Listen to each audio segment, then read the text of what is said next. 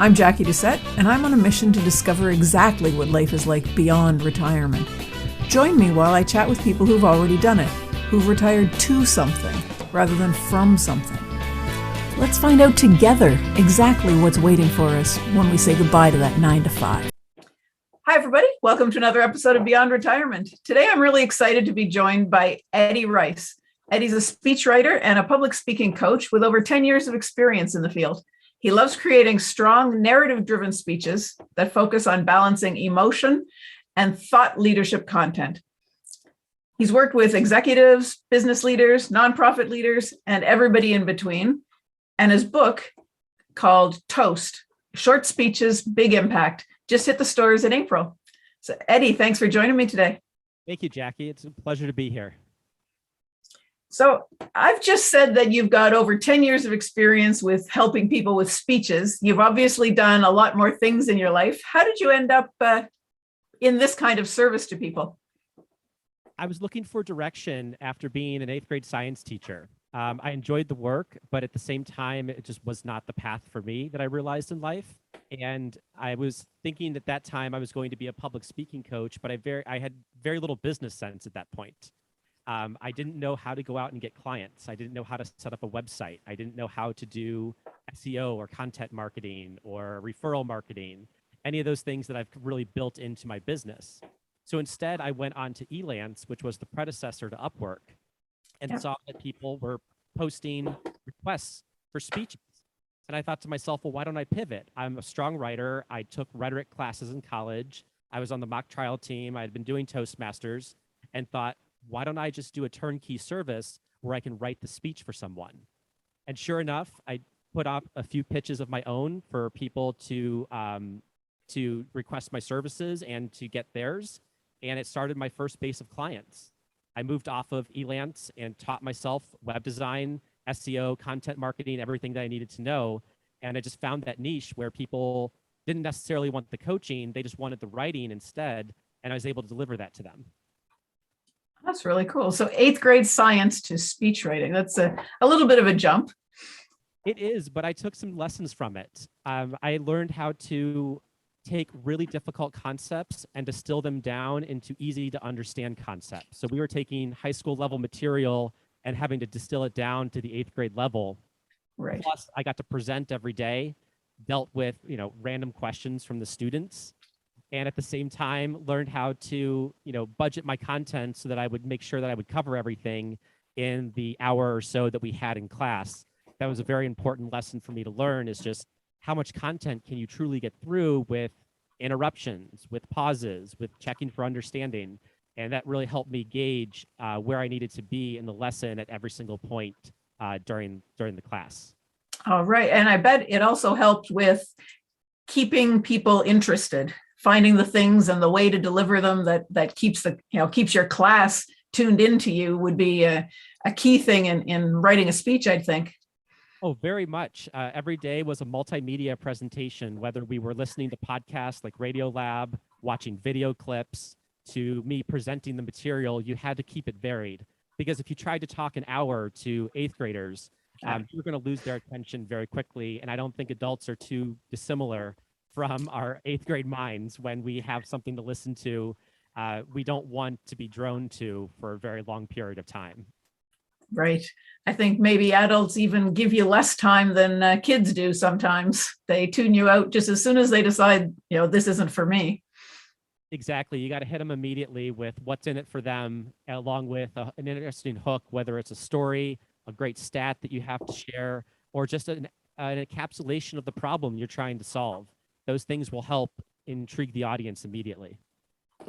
So along the lines of what's in it for me, I imagine a few of the listeners are probably wondering why I'd be chatting with you about, writing speeches and that sort of thing. But one of the activities that goes along with retirement quite often is a retirement party or a retirement dinner. And I think a lot of people wonder what they should be saying, and they tend to go off the rails a little bit, trying to come up with how to say goodbye to their coworkers, or how to say thank you to the people that they've worked with. And I think that that's something that's really important that I imagine you could help with. Oh, very much. I've written plenty of retirement toasts, whether it's the person giving them or a colleague or coworker of someone who is retiring toasting the honoree. And I tell people just there's two main rules for any toast. You want to honor the person and honor the event. And I know it's a little bit hard when you're up there trying to talk about yourself and you don't want to brag. So you want to bring in stories that are more instructive. You want to think about like what would be your last lecture and what would be the last thing that you would want people to know about you and your life lessons. And if you can tell your stories in that frame of mind, you won't come off as bragging, and instead you'll have a much richer presentation. So when someone comes to you and they're looking for help with just that sort of thing, just something that theoretically should be short and sweet, because we've all been to those goodbye parties and just the person goes on and on and on forever, and you're not really sure what the point of it was. How do you help them figure out what it is they want to talk about? Sure. So I talk right up front about how long the speech should be, which is around 5 to 7 minutes. Should probably be no longer than that. I mean, if you go to 10, it's no big deal, but that's really your upper limit. You want to think that, you're almost at a wedding and you're just one of many people giving a toast. Even if you are the main attraction for the evening, you still want to keep it really brief and short. And then I do a lot of brainstorming with clients. My speech writing is a partnership where I ask a lot of questions in the initial phone call and over email. Questions like, who are the people in your life that have helped you? What moments were moments of growth for you? What did you learn from those lessons? Did you take any wrong turns in life? And I don't really call them wrong turns. I really call them more like left turns. Were there any times when you went in one direction and decided to go in another? How did that benefit you? And it's questions like those that help build the initial toast. And after that, I create a draft. I send it over to the client for feedback, and then we just trade the draft back and forth, and we talk on the phone about what section is working, what section is not working, what other stories we can pull in. And usually by the end of that process, we've got a great toast produced. That sounds fabulous. And that was going to be one of my next questions. I guess you would never really prepare the toast or the speech from scratch for someone. You're always going to get input from them because you don't know their life, their history, what needs to go in it. But if someone isn't really sure what they want to talk about, can you help them figure that out? I definitely can. I think you just have to take a kind of biographical just overlook of your life and ask yourself, what were the 3 biggest moments that happened to me? And then what were the 3 lessons that I learned from those moments? And when you tell a story, you attach the lesson to that story. So you tell it, and then you tell the lesson, and then you go on to the next story, and that will build your toast incredibly well. So you want to look for those moments of growth. Did you change careers? Did you get married? Did you have kids? Did you start a new job? Did you just start a new business entirely? What were those interesting moments in your life, those key changes? And if you can talk about those, you're going to be on a really good path to having a great toast. And then, of course, talk about the people who are instrumental in helping you. We all don't get through this life alone. And there are people along the way, for good and for bad, that influence us to who we are today. And whether that's a spouse, a good friend, a good work colleague, your first manager, your last manager, whoever it was, talk about who they were. What did they say to you? What did they do in your life? How did they change your perspective on something? How did they get you to think about something in a new way? And if you can answer those types of questions, you're going to have an even better toast. Wow. And keeping all that into 5 to 7 minutes, that might be a challenge for some people, I think. It is. So so what I tell people is, look, you can choose 1 or 2 different structures for your toast. Either a 1-story structure where you just find one really great story, you tell that story, and then you talk about the lessons from it, or you limit yourself just to 3 stories. And you choose just the 3 best stories you can tell the lessons from it, and you should be able to fit that into 5 to 7 minutes. It might go closer to 10, and that's no problem. I guess, yeah, if you're the guest of honor, people are going to give you a little bit of grace in that time period. Oh, very much. And of course, someone like me helping out, I can take the stories that you provide and shorten them, whether it's, taking out unnecessary details, putting in just the key plot points, and then just making sure that we just write the stories with brevity. And that just comes with practice and rewriting over and over again to get them a little bit shorter to fit into that time frame. Right. So, and you mentioned practice. Do you recommend to people that they practice their speeches until they know it by heart, or until they've memorized it, or how? You don't want someone to be standing up there and reciting like they're in third grade reciting a speech that they've prepared, but I think they do need to know it. Oh, very much. What I tell people is, rather than memorizing the speech, it's to internalize it. What you do is you can do a technique that's called scaffolded memorization, where you start with the speech and your kind of your third grade approach, as you put it, and have it all written out. You practice that speech as much as you can till you got it down. Then you rewrite it as an outline, only including the big parts of the outline that you wanted to include. Then you try to give the speech just from that outline. Forgive yourself for not, hitting every and or the or but in a sentence. You can just kind of riff on it. And then give the speech again with a shorter outline each time until you've internalized it and mastered it enough that you've got a speech, and then the outline is there just as your notes as a backup. And you can put those notes on note cards if you want. I don't recommend a cell phone because those always die at the wrong time. But at the same time, note cards really help if you write them out in like big Sharpie marker, because the lights are probably going to be dim. It's easier to read them that way. But you want to take that speech that you have, internalize it gradually, and you should have a well-rehearsed, well-prepared speech ready to give. Perfect. So once you've done that, once I'm sitting there with all my little cards and my outline and I've got it all memorized, how do you help someone get over just the fear of giving a speech? Because I know that's a big thing for a lot of people. Oh, it very much is. It very much is. There's that Seinfeld joke where if you're at the funeral and you're giving the eulogy, you'd much rather be the person in the coffin, given the fear of public speaking. So there's a few ways to go about it. One, if you have the time, I would suggest joining Toastmasters. It's a worldwide organization that helps people become better speakers and better leaders. And you can just do a Google search or search on the Toastmasters website for a club near you. They typically meet every week, and you get a chance to speak at these club gatherings in front of a group of people that are positive, supportive, affirming, and you just need stage time, essentially, to get over that fear of public speaking. Once you do it once or twice, you realize it's not too bad. But I also have a few techniques that I give people for calming their nerves ahead of time. One of those is just deep breathing, where you breathe in for 3 seconds, hold it for 3 seconds, exhale for 3 seconds. Then you add another count onto that, 4, 5, 6, and you repeat the process until you're calmed down. And what that does is it gets your heart rate and your breathing rate down. It helps with our kind of biological flight or fight response, and that's going to put you in a much more focused mood and frame of mind, ready to give your speech.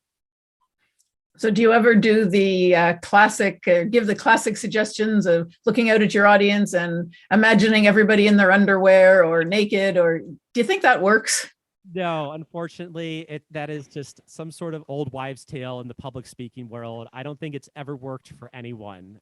But if you are looking out to your audience, I found it helpful to find a few people that you can focus in on when you give your speech to them. So you want to find 1 or 2 people to make eye contact with amongst the crowd as you give the speech, and that's going to help you look more engaging with the audience. Okay, so that probably a better tip or a better practice for a larger group, a little bit more for a little more intimate occasion, like a retirement dinner. I guess you'd kind of be singling people out a little bit more if you're looking right at them. But I guess it's important to make eye contact with people all the time to make sure that they're getting what you're talking about and that sort of thing. Sure. It doesn't have to be eye contact for very long periods of time. It can be a second to a second and a half. It doesn't have to be, like on a first date, like, eye gazing into each other or anything. Just be 1 or 2 seconds and moving on to another person as you look around. You just don't want to look up or look down the entire time. You want to look out into your audience. So moving on from good tips, can you suggest things that maybe we should be trying to avoid as well? Sure. I think if you are bragging too much in your speech, where it's all about you and not about the people that have helped you, that's going to come off as very self-centered. Yes, you want to tell stories about your life, but they want to be stories of growth. But if you forget to thank the people in your life, there's going to be a few angry people in the audience saying, well, why didn't he or she say anything about me? So you want to make sure that you are thanking the right people and the ones that are in the room. But on the flip side of that, you don't want your entire speech to be a bunch of thank yous and acknowledgments, especially in the beginning. There are some speeches out there where the person starts with having to thank every single person in the room, and you've lost your audience by that point. So Yeah. I would stay away from doing that. And then, of course, that's the length consideration. Just no more than 10 minutes for the speech. Keep it short and sweet. And if you can't thank everyone, you can thank them personally and privately at the end as well, just in personal conversations. Oh, that's a good idea. Because yeah, I've listened to a few speeches before where it just a big long litany of names. I'm so thankful to whoever, and by the time they actually get to what they're saying, you're definitely listening to something else. Your mind is gone, and you're not focused anymore. And I think that's something that I know I was taught a long time ago with any sort of speech, is that the things you say first and the things you say last are what people are going to remember. So those need to be the important parts. Yes, completely agree. So now, do you have any little anecdotes, any stories from your past where maybe things went wrong for you? I do. So this was early on in my public speaking career, where I thought I was doing quite well. I was part of Toastmasters, and one of the things that they have are public speaking competitions. And you can enter them at your club level, and then there's different levels above that that you can then advance onto if you win that competition. Well, I won my first competition, and it was for a humorous speech. I did incredibly well that evening. I had the whole audience laughing. In comedians' terms, I killed that night. However, I go on to the next level. I get up there, I tell my first joke, silence. I tell my second joke, tepid laughter. Just kind of like that polite laughter and applause that, is kind of a pity move almost. And then I went into other funny stories that I thought were funny, and the audience just never moved. It was just this quiet, monolithic, audience. And Wow. I knew I was freezing and not doing well kind of halfway through, and my nerves took over, and all of my kind of self-judgment and just imposter syndrome that was creeping in. And I just sat down very defeated and deflated. And Wow. later on, there was another competition called Table Topics, where they gave you impromptu speeches. And I thought I was ready for that, but the feelings from that first speech were still there with me. And I just completely froze up when I was up there. However, there's a good ending to this story. I said, look, I'm not going to let this one moment write the entire story of my public speaking career. I'm going to go out, I'm going to do more competitions, I'm going to find more opportunities to speak, I'm going to find more opportunities to help people become better writers.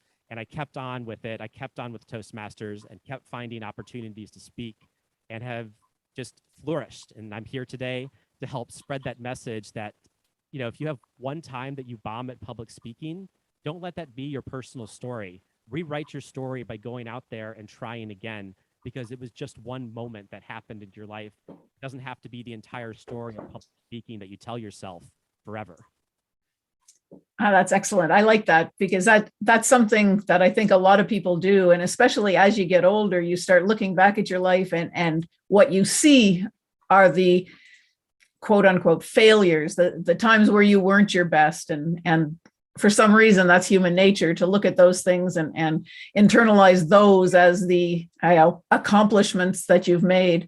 And I think it's really important that we all look at those as just little steps, and those are the stories that make up our life. They're not our life.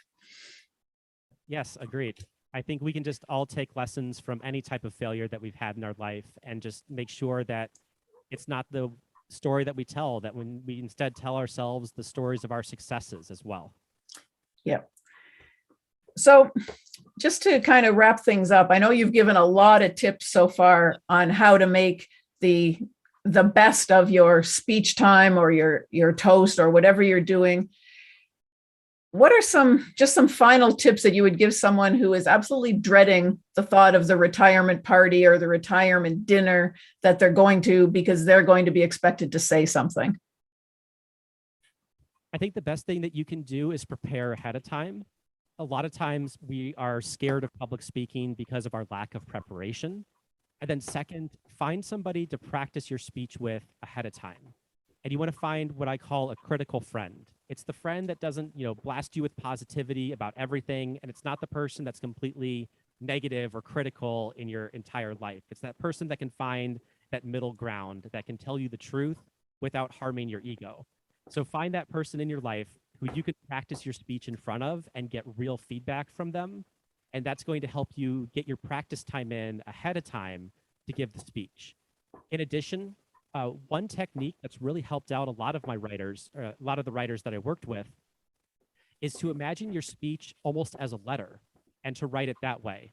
So imagine that instead of having to give the speech, you could just write a letter. Well, what would you write? What would you put down onto the page?